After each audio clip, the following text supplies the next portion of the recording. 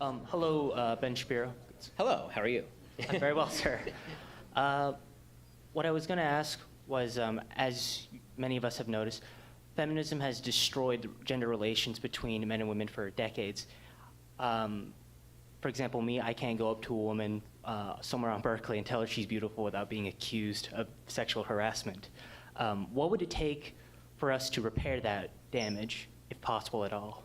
So, I mean, I think that it's important to distinguish between different waves of feminism. So first wave feminism, which is basically the idea that women should be able to get whatever jobs they're qualified for, and women should be able to vote. First wave feminism is something with which I fully agree. Second and third wave feminism, when we get into this idea that women are oppressed members of society and that all men, anytime a man compliments a woman, this is a form of societal oppression, and that all gender differences are social constructs, this is nonsense. So, I mean, I think that, I'm not big on dating advice as a general rule, mainly because I was fixed up by my sister with my wife, and my wife was my first serious girlfriend. So I can't speak as somebody who has long and fruitful experience in these matters. But what I will say is that I think that our society has failed to draw any clear standards with regard to what behavior is considered appropriate and what behavior is not considered appropriate.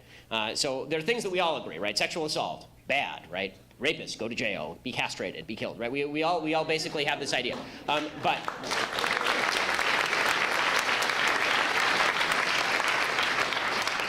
I mean, all that I can say is that if a woman is so deeply offended by you saying, I think you're beautiful, then she's probably not somebody you want to be dating.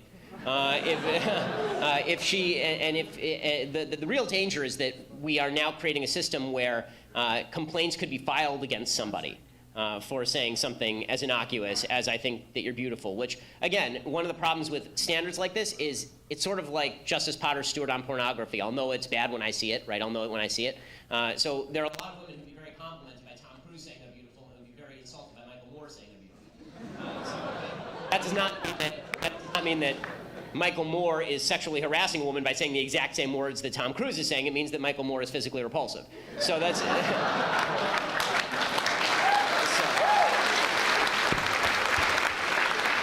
the only point that I make is that we actually have to have some set of social standards, at least with regard to how we enforce the standards on campus that protects men, but also continues to protect women. And I would urge women who are concerned about these issues to speak with men so we can come up with some sort of agreement on what constitutes appropriate behavior and what does not. Like for me, I have a pretty specific rule, which I have never touched a woman without explicit permission. There's a lot of talk now in workplace, harassment and stuff. I think that's a pretty safe rule. But the same left that says that Mike Pence is approved for not going out to dinner with women who are not his wife suggests that if you do go out to dinner with a woman who's not your wife, then you may be sexually harassing her. So there are no clear standards, and so it's a bit of a disaster.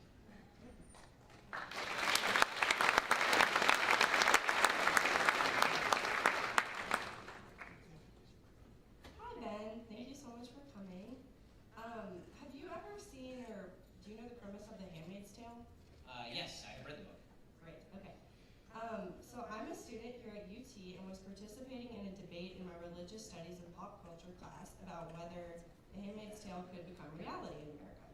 Most of the class argued that it could happen. I understand the fear, but I disagree with the argument and think that the assumption that all white Christian males really want to enslave women in the name of God is an insult to the good men in this country and the progress that we have made together as a nation. Additionally, I think there is zero evidence or policy in place that points to the country moving in this direction. So I'm curious as to what your opinion is and what your argument would be if you were part of the debate. Right, so my first argument would be The Handmaid's Tale could happen here, but only if radical Muslims take over. Because the only places on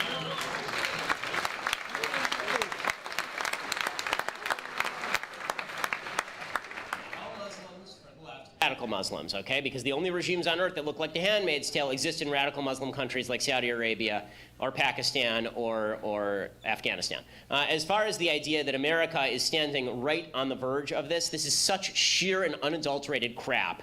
I hesitate to even respond to it, except to note the majority of college grads are women. The majority of graduate school grads are women. In 108 of America's biggest cities, women make more, in America's 47 of America's top 50 cities, women make more than men do if they are equally qualified coming out of college and don't have kids and work the same number of hours. Women are earning more than men. Women are earning more college degrees than men. Women are doing just fine in American society. And the idea that, first of all, I've always found bizarre this notion that men are looking to chain up women so that we can use them to make babies. That's always been a weird one for me. I mean, last I checked, I mean, anytime you see a pinup calendar, it's not a bunch of pregnant ladies. Like, that's actually not our bag. I think that if you were going to talk about the evil impulses of men, well, you might suggest that men want to make women into sex slaves.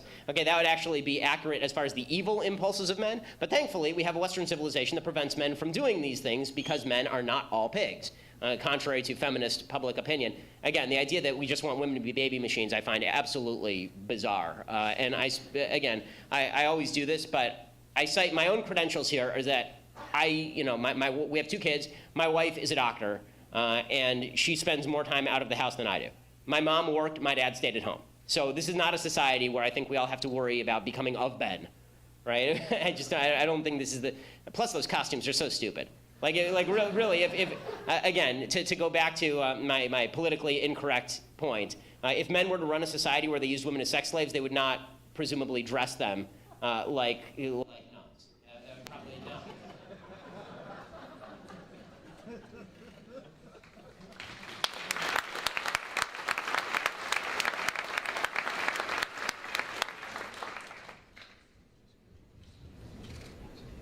Hey Ben, first of all, thank you so much for coming here. Honestly, I needed you here. I needed to hear certain stuff you said, so I appreciate it. Thank you. The question I had for you today was, how do you think our educational system could be reformed in some sort of way to further promote debate among individuals? Okay, so, I mean, are you talking about the higher education system, or are you talking? Okay, so the biggest problem in the higher education system right now is that it's a self-perpetuating aristocracy. Basically, you have a bunch of professors who get to determine who their PhD students are. If you are a left professor, the chances that you're going to admit a right-leaning PhD student is a lot lower than that you're going to admit a left-leaning PhD student. My answer to this is essentially the same as it is in all other areas of American life. Conservatives need to start their own universities, and conservatives need to start hiring people straight out of high school if they're qualified. Because I don't have tremendous faith in the debate system that currently exists in America's college campuses, having some significant experience with different college campuses that are not as open to it. And so I think the truth is I think that you can sort of gauge professor to professor. I don't want to pretend that every college campus is the same.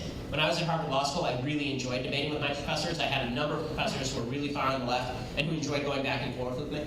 I don't think all professors are seeking to quash debate, but we have to be wary of the ones that are, and the only way to fix that is really twofold: having a competitor system of colleges, or having alumni be very much aware of the professors on campus who are seeking to quash debate and threaten to withhold their money from campuses in which this is allowed.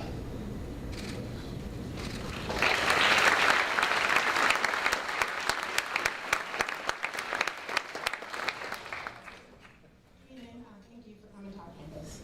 I haven't been familiar with you for very long, but based on what I've heard you say, I think you're familiar with Richard Sanders and mismatch theory. Is that right? No. Mismatch theory, the idea that affirmative action policies allow students to get into Yes, college.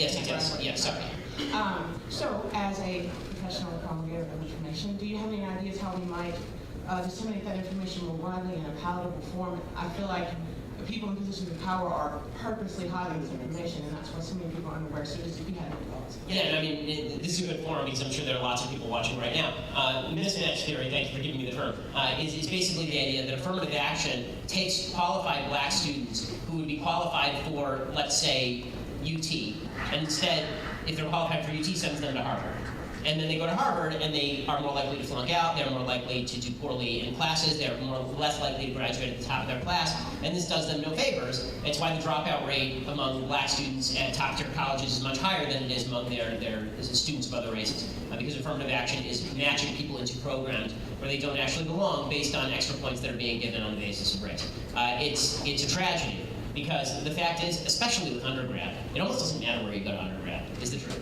I went to UCLA and then I went to Harvard Law School. Wouldn't matter if I'd gone to Harvard and then Harvard Law School. UCLA is a plenty good school. There were people from UT who were in my class at Harvard Law School. Where you go to undergrad really does not matter as much as where you go to grad school, and you should have to earn your way in wherever you go, because then we know that you're qualified for the position that you hold, and you yourself are going to be able to stand up to the rigors of academic life. There are a certain percentage of people who will do fine based on the additional points they've been given, but that's not really the question. The question is whether you are being given the slot that you merit in terms of your intellectual earning, or whether you're being forced into a slot where you are less likely to succeed. Thank you.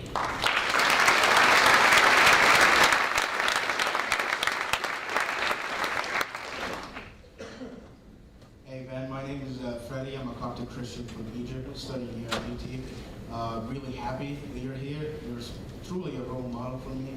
Thank you. I'm studying political science here. And I do have a question, but before I ask the question, I brought something for you. I don't know if I'm allowed. Yeah, sure. But it's for you so you can complete your thug-like videos in the style.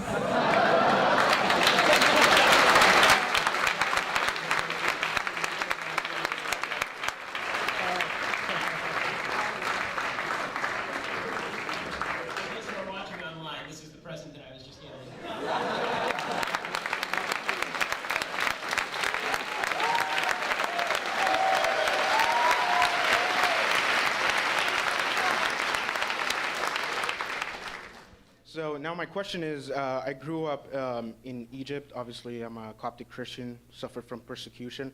So I came here 5 years ago, and I realized that a lot of people here are easily offended, and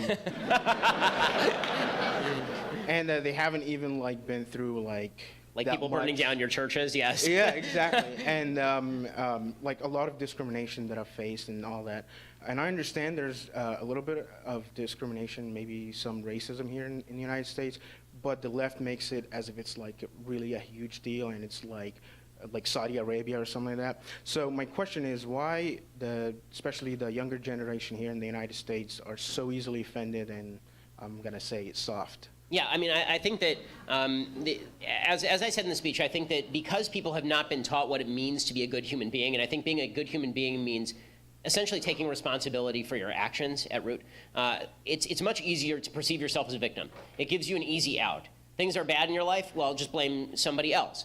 You know, you're not succeeding, someone you know isn't succeeding, it must be due to some societal obstacle. Now, as I've said 1,000 times, and I'll say 1,000 more, if you can show me a specific instance of discrimination happening, then I'm perfectly happy to stand next to you, as everyone I'm sure in this room is, happy to stand next to you and protest it. But instead what we get are broad generalizations about racism in American life. There's no way to fight that, and it's really just virtue signaling, because then as soon as I say, well, you know, I don't see evidence of broad discrimination in American life, oh, you're ignorant.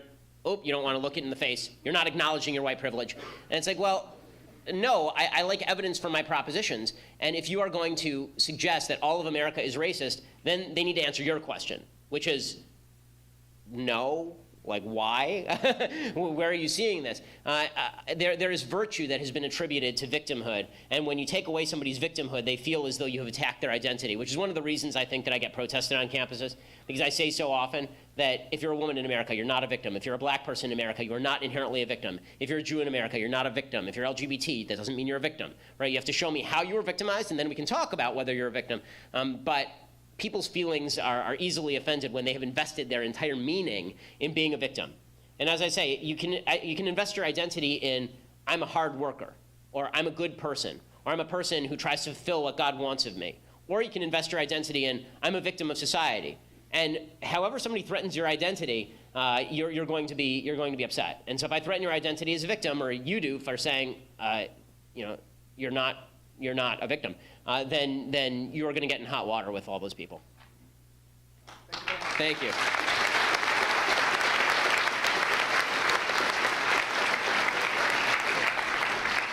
Hey, Mr. Shapiro, I just wanted to start off by saying that I'm very honored to be here and see you in person. I've watched you on YouTube like a lot. Oh, thank you. I appreciate it. And you truly are an inspiration to me.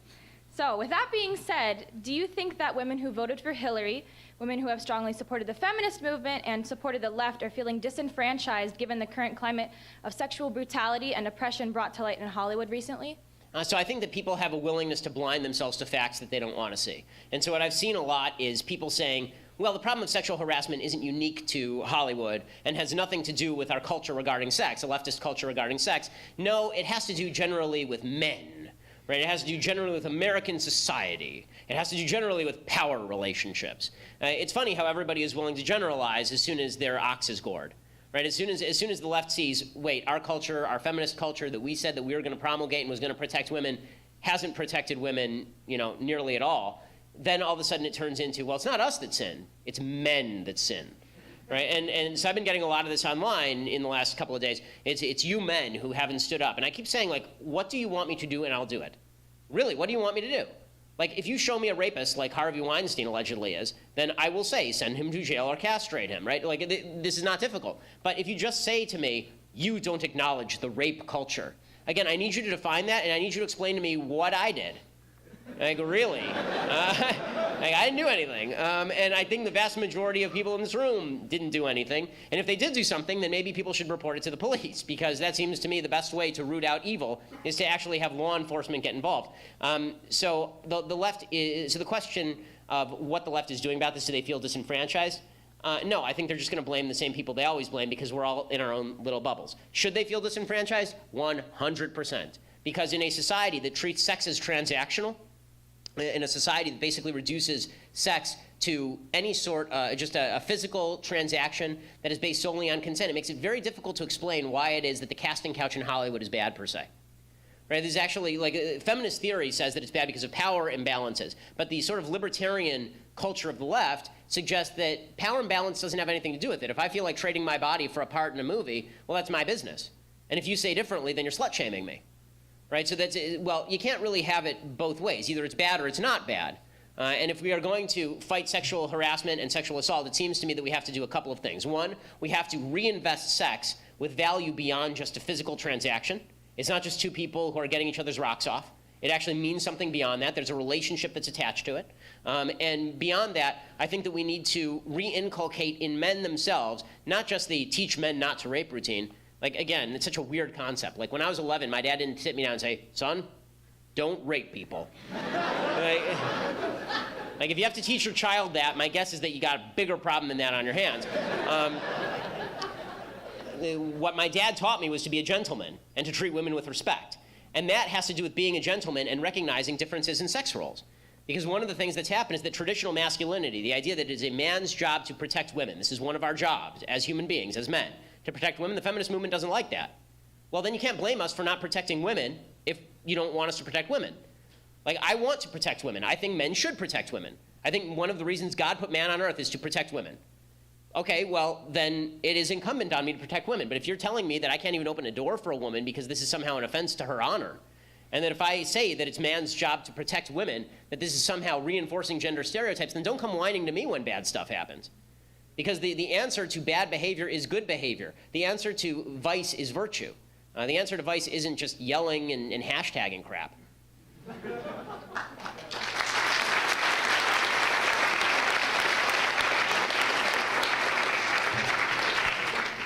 Hello, my name is David Hamilton. Again, super happy you're here like everyone else.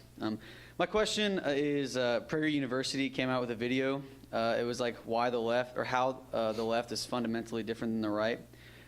Really great video, changed my perception on a lot of things. But one thing they talked about was fundamentally the right act from the inside out, and fundamentally the left act from the outside in.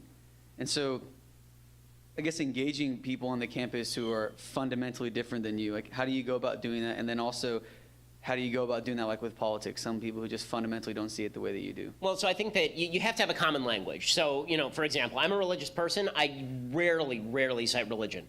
In any argument that I make, I try to have a secular rationale because I'm trying to speak a language that I think more people speak and that I think everyone is capable of speaking. I think that the first thing that you have to do is you have to remove a self-appointed sense of virtue that so many people on the left have. I'm a better person than you, right? That's why I started the speech tonight by suggesting, no, you're not. Right? All the people in here believe the same things that you believe about evil behavior. Now, can we get down to what we actually think politics are about? If you remove the unearned sense of moral superiority that the left loves to engage in, then they actually have to get down to business. And this does work. I mean, I've done it routinely on television. If you ever watch me debate anybody on the left, it's actually my first move, always, right? Which is to say, okay, we're going to not insult each other here. Now let's have a discussion. And half the time that ends the discussion because there are no more arguments other than the insults. And if somebody is insulting you, I would say that the best thing you can do is just walk away from the conversation sometimes, because it's not worth wasting your time. But I think that you have to determine whether somebody is worth engaging or not pretty much in the first 30 seconds of a conversation. A lot of conversations are not necessarily worth engaging.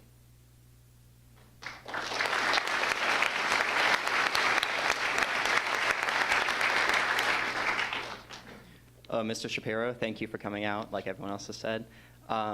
My question is, so you've had former Libertarian presidential candidate Austin Peterson on your show a few times, and you've come out in support of a lot of his ideas and what he stands for. And he is now running in Missouri for Senate as a Republican, and his chances of getting elected have skyrocketed just by putting an R next to his name, even though he's running with the same policy positions, et cetera. So my question is, how do you feel about the two-party system and a possible conservative-libertarian alliance? So I think a conservative-libertarian merger is the direction in which the Republican Party is going to end up moving.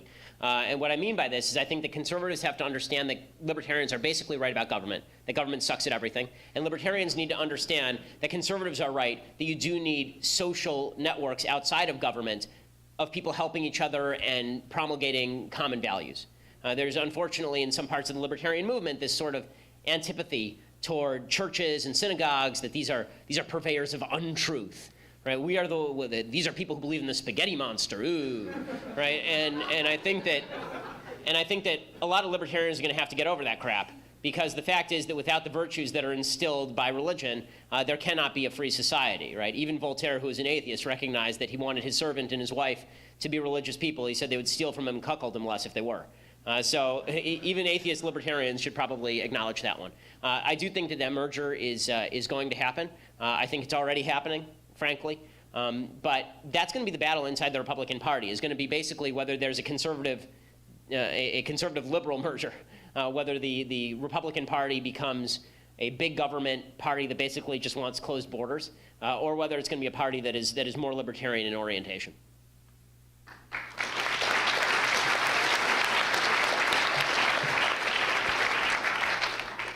Hello, Mr. Shapiro. Thank you so much for coming out. I'm a huge fan. You're one of the biggest role models for me. I've seen you so many Well, thank times you. I on YouTube. appreciate Thank you. My question basically is, as obviously a black man, how would I missed it, sorry.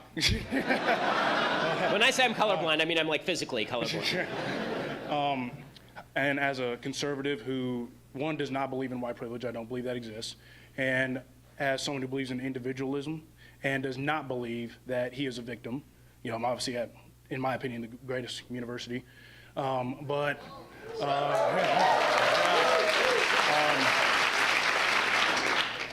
do I basically combat primarily other blacks who basically call me names, the classics, Uncle Tom, all that jazz, and how do I combat that and basically explain to them how they, like me, are not victims? So, I think that the first thing that you have to do is something that you've already talked about, which is just you have to say, you're an individual, I'm an individual. Let's stop talking as black people and let's start talking as individuals. Now, as an individual, would you like to succeed in life?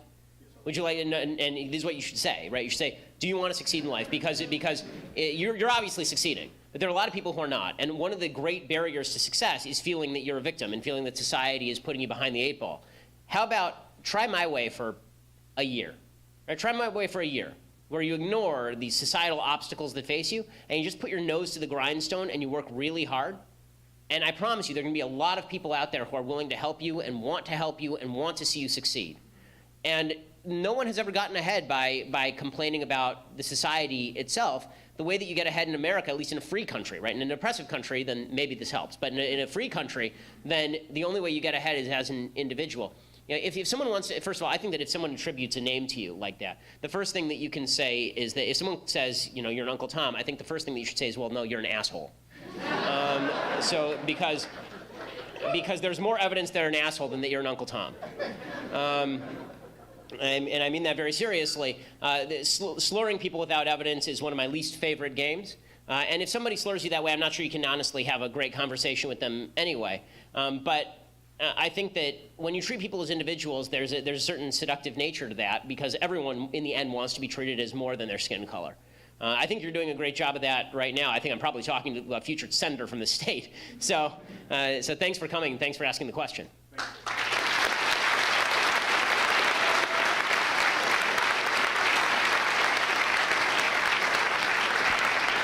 Hey, Ben. My name's Keegan. I'm a huge fan of yours. I'm not sure if you've noticed recently, but I'm a huge sports fan, and recently I've noticed how ESPN's becoming really left-wing and how they're embracing left. Yeah, you caught on. Yeah, and the anthem protests. Yeah, I know, big mystery, right? I also got a follow-up question after this, but I'm just saying, why is ESPN embracing that left-wing politics into their audience? Okay, so I think that some of it is bubble think, and some of it I think is actual market research that's driving them to the left. So the bubble think is pretty simple. Most of the people in sports media exist on the coast. They exist in New York or LA. They exist in big media markets. Those big media markets lean left, so the pool from which they're drawing is a bunch of people who are left. The market research that I'm talking about, and I actually have done a pretty deep dive on ESPN because I used to watch ESPN incessantly. I used to love ESPN. I used to be a subscriber to Sports Illustrated. I canceled my subscription circa 2015 when every week it seemed they were putting Caitlyn Jenner on the cover, someone who had not been athletically relevant since before my birth. And so at that point I was like, okay, if I want to read about transgenderism, I'll get People magazine. If I want to read about sports, please give me some news about a sport involving balls.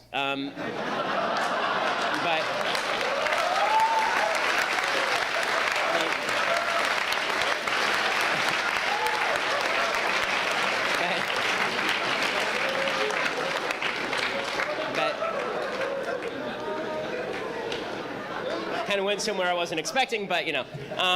So here's what the market research says. What the market research says is that ESPN spends an outsized amount of time focusing on the NBA. They think that's the real growth area, is the NBA. And if you look at the constituency of people who watch the NBA, it is disproportionately black folks who watch the NBA and are watching longer hours. Particularly young black men are watching the NBA in larger numbers. Those people tend to be more politically to the left. And that means that ESPN is skewing to the left in order to pick up some of those viewers. That at least would not be illogical. That would at least make a certain amount of sense. I think it's a big mistake on their part because I think that, number one, I love the NBA. I love watching the NBA, but I don't want my NBA infused with politics. I think black folks are just as likely to watch the NBA whether it's infused with politics or not. When we all tune into ESPN, I think we all are wanting to watch the same thing. And I'm not really that concerned about what LeBron James' message is putting on his sneakers on opening night. And I'm much more concerned with, are these people good at basketball? I think it's a mistake by ESPN. I think they're losing subscribers hand over fist, and I think that they should. But I think that that's probably the combined reason behind the move to the left. All right, thank you. Now, my follow-up question is, do you think the University of Tennessee should keep Butch Jones? So I do not know enough about this issue to speak to it.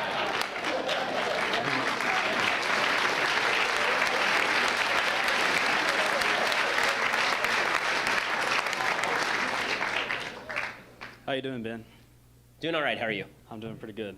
So, I knew you were coming. I was struggling to think of a question. I watch a lot of your stuff, and I wanted to hear something that you haven't said before. And I saw your Purge article about I think it was at a Idaho professor. Oh yeah, the Weekly Standard article. Yeah, and I know your advice to students is keep your head down. And I wanted to know your advice for professors, right-leaning professors, and administrators. Like, should they keep their head down? Until they get tenure, yes. I mean, it depends. Do they want to be employed or do they not want to be employed? Unfortunately, there's a witch hunt mentality that's occurring on a lot of these campuses. I wrote an article in the Weekly Standard that came out today about a guy named Scott Yenor, who's a political science and philosophy professor over at Boise State. And Scott wrote an article about transgenderism that basically suggested that transgenderism is an outgrowth of the feminist movement. This was posted on the school website because they post everything on the school website. The students went nuts. The faculty tried to throw him out. He has tenure, so he'll survive. But it was basically a witch hunt. And this sort of witch hunt has taken place at Evergreen State College with Brett Weinstein. It took place at Yale with the Christakises. It's taken place at UCLA with one of the professors there. So all over the place, I think that you lift your head up, you're going to risk getting knocked down. Once you have tenure, I think that you're pretty safe, and it's very difficult to get rid of you. But there's a reason that academia is so far to the left, and a lot of it is this enforced censorship.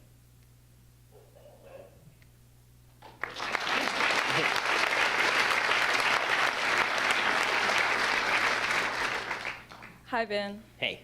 It was actually funny. 3 nights ago, I was watching this video of you destroy Piers Morgan, and I was like, wow, I really want Ben to come here, and I found out today that you're here, so I'm really happy about that. So first, I'd like to say that it seems like the abortion argument only became a women's right issue after the argument from science failed for them. I'm only 21, but it seems to me like the argument, from what I remember, it started off as being science-based with like a human at conception. It's just a zygote of a monkey, a fish, a dolphin, whatever. And I remember like seeing images in middle school of them showing like the early development and showing how like, oh, there's no difference here. So, but then through like research embryology, we find out like the DNA genetic template is there, human, like what you're gonna be, it's there from the beginning, it says it all. So, to my question, in a society today where specifically women have been so successfully convinced that an abortion isn't to be frowned upon, how can we convince young women to not get abortions when the voice of abortions aren't bad seems to be louder than the voice of like personal responsibility and like basic morality? So, I mean, I think that the first thing is that, again, people blind themselves to answers they don't want to see. And it's our job to break through that. So I've spoken about this. I hate euphemisms with regard to abortion.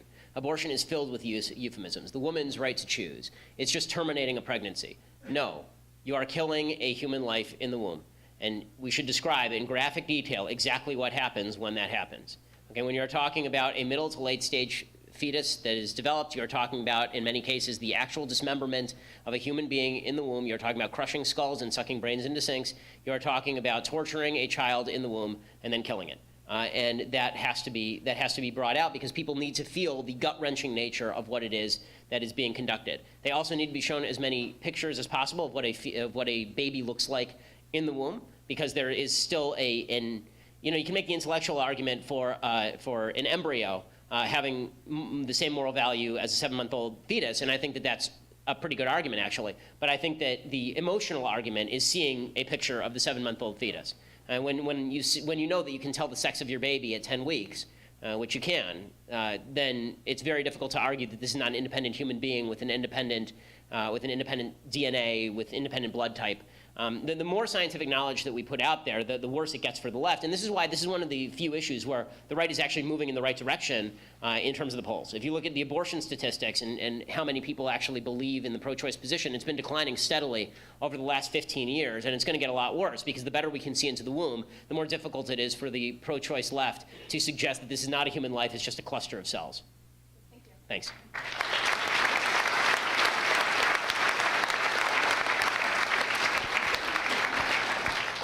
Hi, Mr. Shapiro. It's wonderful to meet a fellow Sabbath-keeping Nazi. So, as rare as we are, we're rare birds.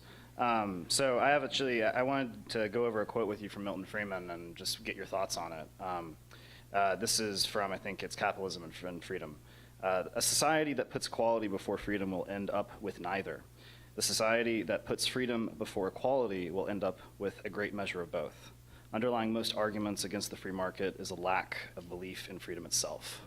And I just wanted to kind of get your thoughts on that particular I mean, of course, I think that's true. I think that free markets are based on the idea that you are in charge of your own labor. Right? We all inherently understand this, that what was wrong with slavery? What was wrong with slavery is that we were taking human beings and telling them that they were nothing but pack beasts and treating them as such. We were depriving them of their time, we were depriving them of their labor without compensation. We were treating them the way that we wanted to treat them without regard to their wishes.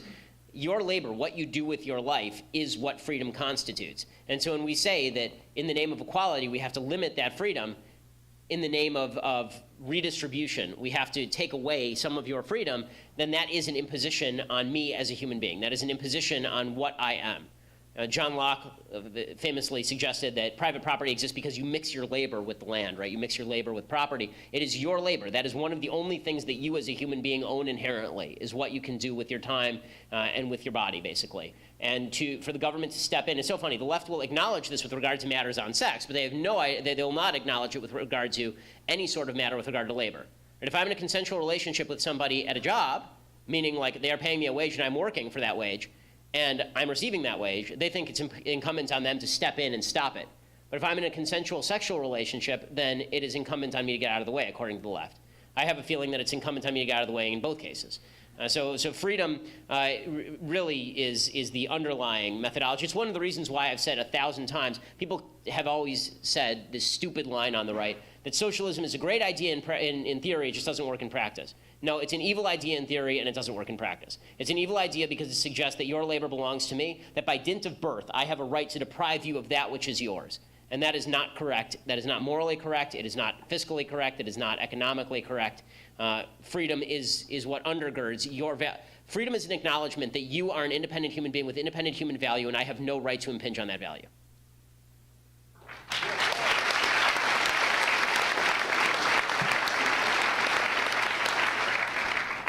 Hello, Mr. Shapiro. My name's Wesley Reed, and throughout, I've been paying attention to politics more recently, and that's swayed me to actually change my major to political science. And you hear all the time racial inequality and this kind of thing, and how they're pushing this as issues and stuff.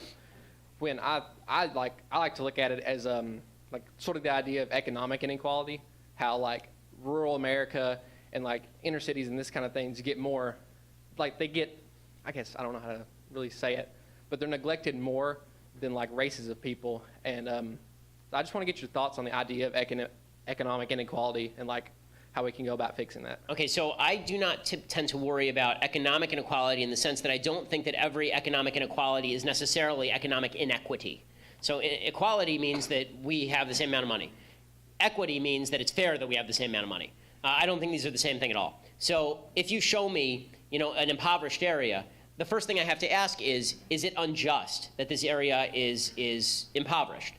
And this may seem like a harsh question, but that takes into account a number of factors other than just the impoverishment of the area. Right? If I go out tomorrow and I take all of my money and I spend it on lottery tickets and then I blow it all on lottery tickets, then I am poor again. That is not unjust. That is the natural consequence of my decision making.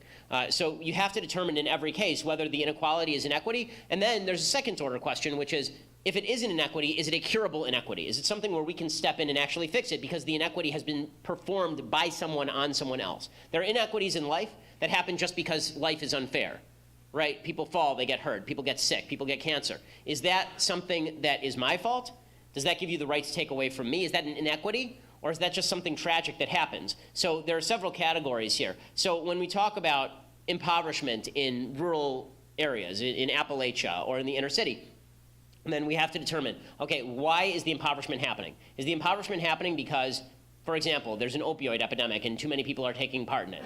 Or is it happening because there's a drug culture? Or is it happening because single motherhood has created a culture of intergenerational poverty? Or is it happening because people are not cultivating proper skills and assuming that the factory that was there for dad is going to be there for me, and the factory is not going to be there no matter how many times Donald Trump says it's coming back if he just punishes China, right? We have to actually, we actually have to determine what is the inequity that we can solve here, or is the best solution you making individual good decisions and me getting everyone else out of the way? And in 95% of situations, the answer is that, right? Is that fairness in life, lack of cosmic justice, as Thomas Sowell puts it, is not curable by the collective coming in and stamping on somebody else's rights. It is only curable by you making different decisions or working harder. And again, that doesn't mean life is fair, but it does mean that the rules are fair. Right, because there's two types of fairness, right? In sports, the referee judges everybody the same, or one team is worse, and so the referee gives them points. The second way is not fair. It's not fair to the other team.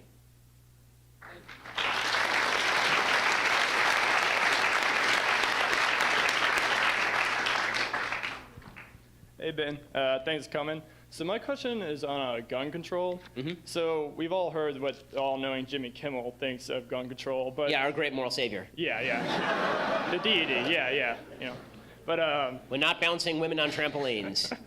I'd just like to hear. So if you were president, what policies would you see put in place? Because I know you're for further background checks for criminal history and mental illness, and correct me if I'm wrong. So mental illness, yes. So there are significant holes in the system whereby somebody has actually been in a mental hospital for mental illness, and then they still have access to a gun. This seems to me foolish. And the biggest problem here, honestly, is that the government is, again, really bad in enforcing things. So in the state of California, there are 30,000 people who had guns and who were on the mental illness list, and the state knew about them, and they had 30 people to police those 30,000 people and try and remove guns from them. Good luck with that. So I think that background checks for mental illness need to be strengthened and made more transparent. I think that that would be the chief criticism. As far as some of the other background checks, I mean, universal background checks essentially exist now, except with regard to hand-to-hand purchases, which is not a gun show loophole, it's just a hand-to-hand purchase loophole. And it's going to be almost impossible to police that anyway, because if I decide to sell you my gun, unless you go out and commit a crime, nobody's ever going to know about it for the rest of human history. So that's very difficult to police beforehand. I think that what I had said is that when it came to Las Vegas, the obvious one is there's a case to be made for regulation of bump stocks because it turns a semi-auto into an effective automatic weapon. But the big problem there, again, is you can do that. I'm not sure it's going to be super effective because you can manufacture a bump stock with basically a spring. So it's not super difficult. And you can also bump fire a rifle if you know what you're doing. So my answer on gun control generally is that the problem is not the presence of guns in a given society. The problem is the presence of bad people in a given society, or the presence of mentally ill people in a given society who should not be at liberty, for example. That is the bigger problem to me. I mean, if you look at the states in the Union, there's no correlation in the states in the Union between level of gun ownership and level of crime. In fact, virtually all crime in the United States exists in major cities, right, which tend to vote blue, right, and where there is heavy gun control. Out in rural America is not where people are shooting each other up. It's happening almost entirely in blue counties in red states, for example. Right? People say, "Oh, Louisiana, really high gun crime rate." Right? It's all in New Orleans. Right? Really. I mean, if you look at where it's located, it's all in New Orleans. So that's worthy of note.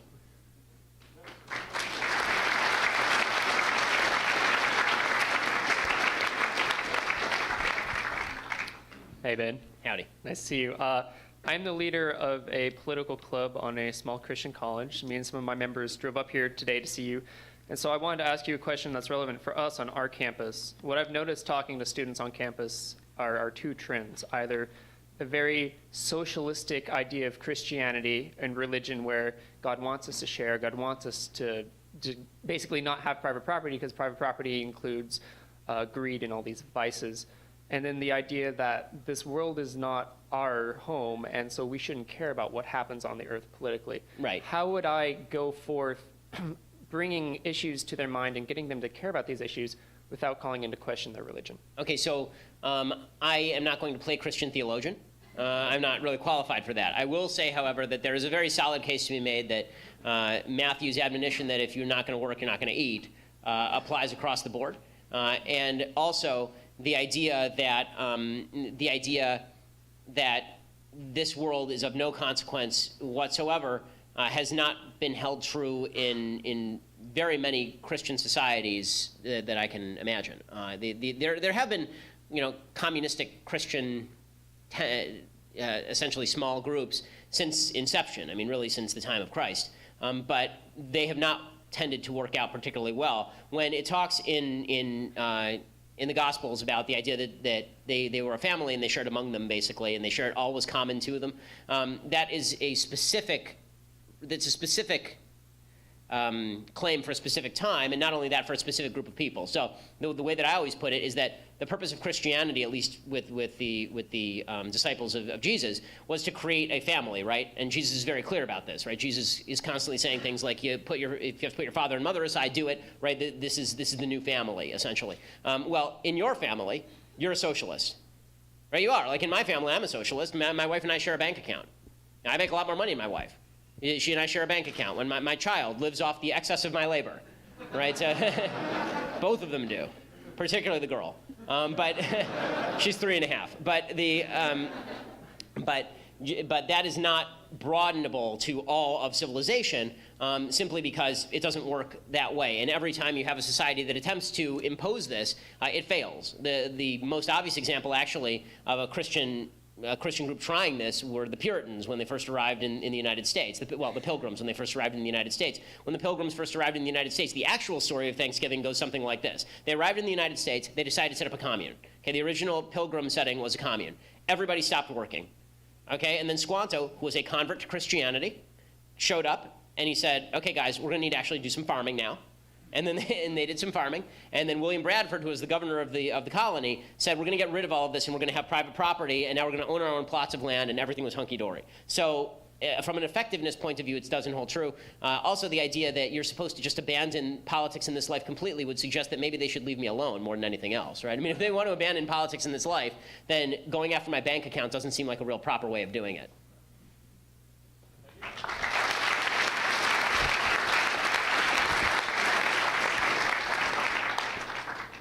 Hey, Ben, I appreciate you coming today. My question is in regards to your philosophy. In your Aristotelian conception of reason, is reason derived from an innate sense of self, or rather discernment within the biblical context? So it is derived from. I think that they are in consonance with one another. So I'm more of a follower of Maimonides and Aquinas on this. I don't think those two things are in conflict. So the innate sense of self is a divine gift. In other words, you can investigate your own reason, and that is something that comes from a divine place. It comes from, in the Aristotelian sense, from the unmoved mover who implanted that in us so that we could fulfill our telos. That's a more individualistic sense of Aristotle than probably Aristotle would appreciate. But that's sort of the Aquinas read on Aristotle. And it's the reason, by the way, why Aristotle came back to light. The reason that Aristotle came back to light after centuries of non-study is after his rediscovery in both East and West in the 12th century. He was basically popularized by Maimonides in the Jewish community, and there were Islamic scholars who popularized Aristotle, and Aquinas popularized Aristotle. And it was the mashup of Judeo-Christianity with Aristotelian logic that creates the modern world, is my contention, essentially. Thanks.